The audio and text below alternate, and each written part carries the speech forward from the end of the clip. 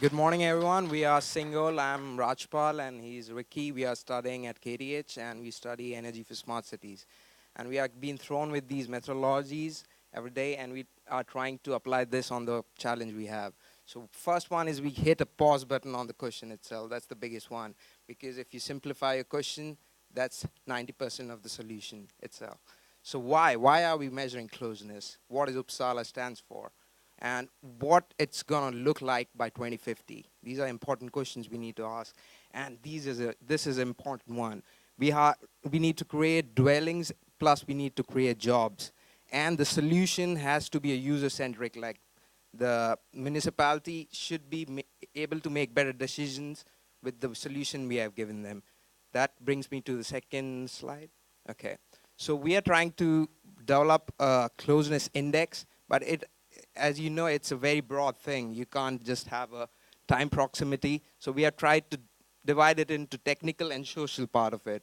Technical part of it would look at how good your public infrastructure is, so that how much time you're taking in doing your basic stuff. Second, the closeness to the world. Uppsala is more close to Arlanda than Stockholm. So it makes Uppsala way more close to the world, and how you capitalize on that, and how the cluster of the companies is utilizing this thing, and how the public infrastructure is made in a such way that it's more close to the world is also important. Second part is the digital closeness. By 2050, the world is going to look very different.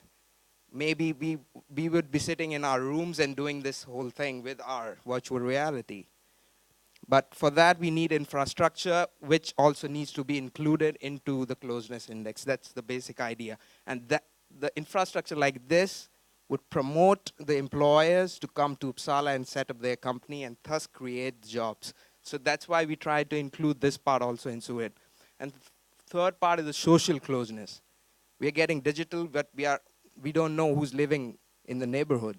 We're getting close to the digital world, but we are getting away from the people right around us. We need to fix that, and that's why the social closeness. And the fourth part is the quality of life, which the Uppsala municipality stresses a lot on, like how close you are to the parks, how close you are to the nature, how close you are to recreation infrastructures. That's a quality of life which they are stressing on. So that's the fourth thing we are trying to develop, and create a statistical analysis on it, and come up with the index, quantify it, and then try to have a pedagogic method, which Ricky will talk about. So our idea is, like you said, using all of these things, we create an interactive map that's intended for the government to use. And this is kind of a rough sketch of how it would look. You would look at the area that you want to look at, and you'd see in relative in terms of time how close you are or how far away you are from the city. In this case, red would indicate very close, and yellow would mean quite far.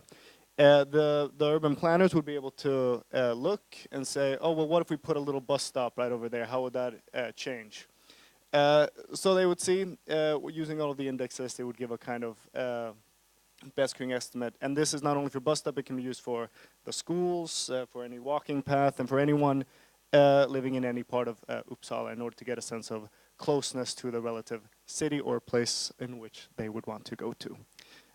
We are Singhole, and this is our presentation. Thank you.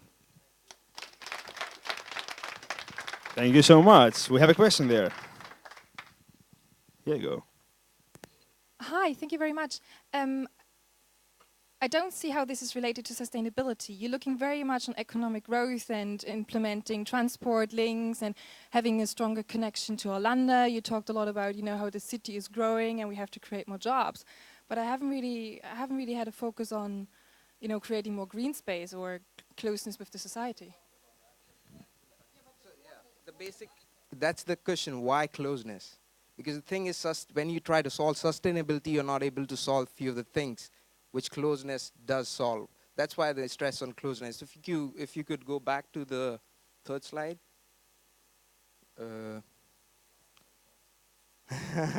Yeah, this one.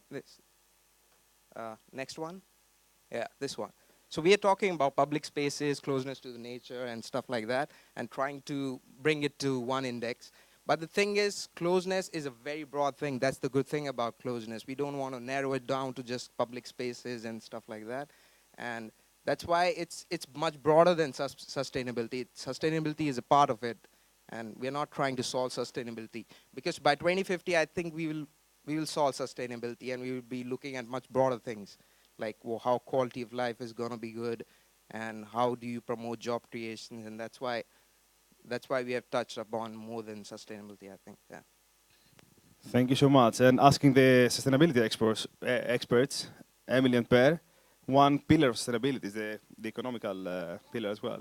Yeah, one. So yeah, you pointed that out well, I guess. Thank you so much.